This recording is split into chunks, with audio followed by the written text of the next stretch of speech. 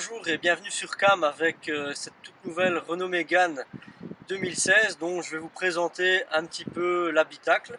On est sur une édition Bose, un moteur DCI 110 chevaux.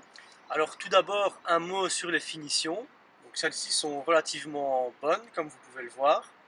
On a une qualité générale, une qualité perçue on va dire qui est relativement bonne avec des plastiques moussés surtout la partie haute du tableau de bord et également des contreportes. Un plastique moussé, c'est agréable au toucher, c'est joli à la vue.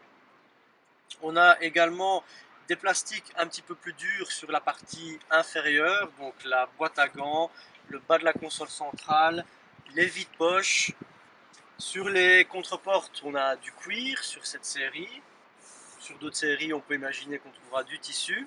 La qualité de finition est assez bonne et surtout l'assemblage est très bon. Donc il n'y a rien qui bouge, même ces plastiques durs ici. C'est très bien assemblé et du coup, quand on conduit, ça cliquote pas, ça fait pas de bruit et ça c'est bien. Au niveau de la console centrale, on retrouve également du plastique, mais un plastique d'assez bonne finition. C'est assez agréable au toucher également et à la vue. Ça ne fait pas plastique bas de gamme. Et ce que j'aime aussi particulièrement, c'est tous les accents aluminium qu'on retrouve un peu partout dans l'habitacle. On le retrouve ici autour des aérateurs, sur les petites commandes d'aérateurs.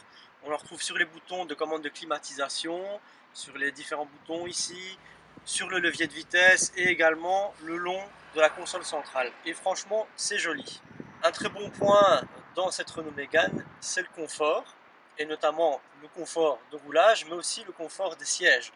On a donc des sièges qui sont pas trop durs, c'est pas aussi dur que dans une allemande, on est bien mis, on a le dos bien mis, et également on a un bon soutien latéral et au niveau des jambes. Donc en conduite sportive, ça soutient bien, c'est pas mal, c'est agréable. Un autre point très important, ce sont les appuis-têtes qu'on peut régler.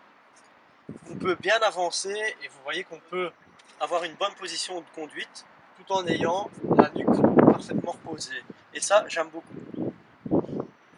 Sur la console centrale, on retrouve l'écran tactile qui permet de régler par exemple la climatisation, les aides à la conduite, le GPS naturellement.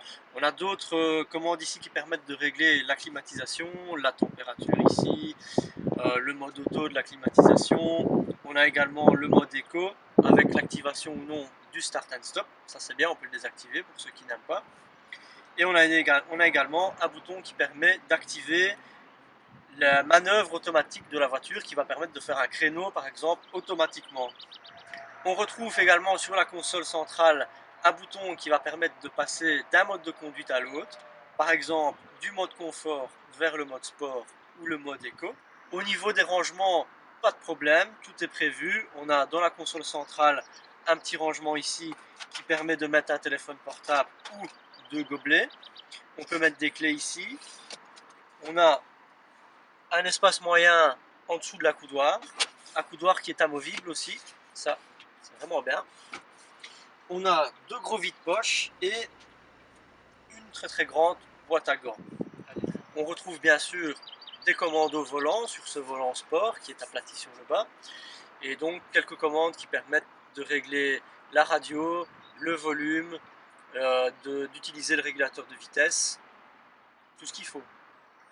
En gros, ce que j'apprécie vraiment dans cette nouvelle Renault Mégane 2016, c'est son confort de route, son confort de conduite, ses sièges qui sont vraiment très confortables avec en plus la possibilité qu'ils soient massants. Et ça, pour une voiture de cette gamme du segment C, c'est quand même pas rien. J'aime aussi également ses finitions qui, pour une voiture de cette gamme, sont très honnêtes avec des plastiques moussés notamment. Et une certaine sobriété, on n'a pas trop de boutons, on n'est pas trop envahi, on a une ergonomie qui est un tout petit peu difficile à prendre en charge, à prendre en main au départ, mais qui ensuite